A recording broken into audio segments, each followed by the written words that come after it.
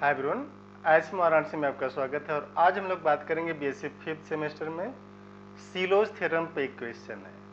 और Sylow's third theorem, first theorem, second theorem आपने पढ़ा है। इसमें कि find all Sylow's p subgroup of S4 and so that none is normal. तो जो नॉर्मल होने की शर्त है वो तो ये है कि अगर यूनिक होगा तो नॉर्मल होगा, अदरवाइज नॉर्मल नहीं रहेगा। तो हम लोग जैसे एक एग्जाम इसको लेते हैं, सोल्यूशन इसका आप देखिए। इसका सोल्यूशन है कि let since order of S4 is factorial 4 and this is 24. Factorial 4 means 24. Since order of S4 is factorial 4, 24 and 24 is 8 into 3 and 8 is 2 power 3 into 3. या तो अब इसमें हम लोग दो केस लेंगे। सीलोज पी का मतलब पी प्राइम होता है, तो इसमें हम लोग दो केस की बात करेंगे। पहले केस लेते हैं कि व्हेन पी इज 2 और दूसरी केस व्हेन पी इज 3। तो इसमें हम लोग दो केस कंसीडर करें। लेट पी इज 2, तो 2 power 3 divides 24, but 2 power 3 plus 1 does not divide 24, and this implies G means S4. S4 has N2 1 plus 2K, ये आप याद रखेंगे। N2 means 1 plus 2K silos 2 subgroup of order 2 power 3 और 2 power 3 means what? 8 half order 2 power 3 means 8 की बात कर रहे हैं। अब आप देखिए प्रोवाइडेड, शर्त इसमें क्या है? शर्त ये है कि प्रोवाइडेड, ये जो आपने N2 लिखा है, दिस N2 इज द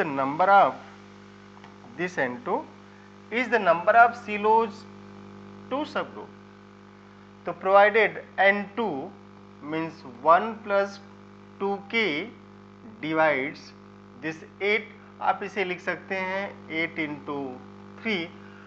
तो 1 plus 2K N2 8 ऑर्डर का, तो 8 को आप हटाते हैं, डिवाइड्स 3 को डिवाइड करना चाहिए। अब जब ये 3 को डिवाइड करेगा 1 plus 2K, K is non negative integer, तो K is non negative integer and when N2 means 1 plus 2K divides 3, तो इस केस में होगा कि अगर K का मान आप 0 लेते हैं तो N2 का मान हो जाएगा 1, K का मान 0।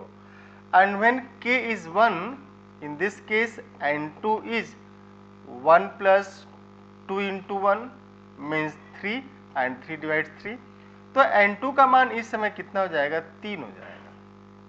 तो N2 is 3 और N2 is 1। तो जो सिलोज 2 सबग्रुप है उसकी संख्या कह रहे हैं कि या तो 1 होगी या फिर 3 होगी। तो सिलोज 2 सबग्रुप जिसका ऑर्डर 8 है, कह रहे हैं कि इसकी संख्या या तो 1 होगी या फिर 3 होगी। एक मिनट बस।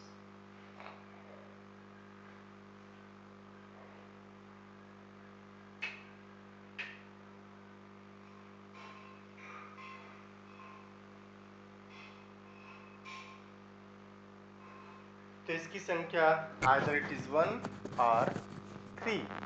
अब आप ध्यान से देखिएगा, अगर 1 हो जाएगा तब तो नॉर्मल हो जाएगा, अगर 1 हो गया तो नॉर्मल हो जाएगा। और अगर 1 हुआ तो इसमें जो केस आएगी कि when N2 is 1, this implies silos 2 subgroup of S4 is normal, तब तो नॉर्मल हो जाएगा। और जब ये नॉर्मल हो गया, ठीक है ना, जब ये नॉर्मल हो गया तो इसके पास और भी तो सब ग्रुप होंगे, यूनिक सब ग्रुप की बात करेंगे हम लोग। तो आप आराम से इसको देखिएगा। दूसरी केस है कि when N2 is 3 means this implies what? S4 has 3 silos 2 subgroup of order 8 means 2 power 3, इसमें 3 होंगे, ठीक है ना। Silos 2 subgroup of order 8। अब 3 हो गए, अगर इससे 3 होते हैं तो definitely this implies what, if this case holds then this Sylow's 2 सब ग्रुप आर नॉट नॉर्मल, तब ये नॉर्मल नहीं होंगे। लेकिन अगर यूनिक हुआ तो नॉर्मल हो जाएंगे। और आप जानते हैं कि S4 के केस में S4 हैज नो नॉर्मल सब ग्रुप ऑफ ऑर्डर 8।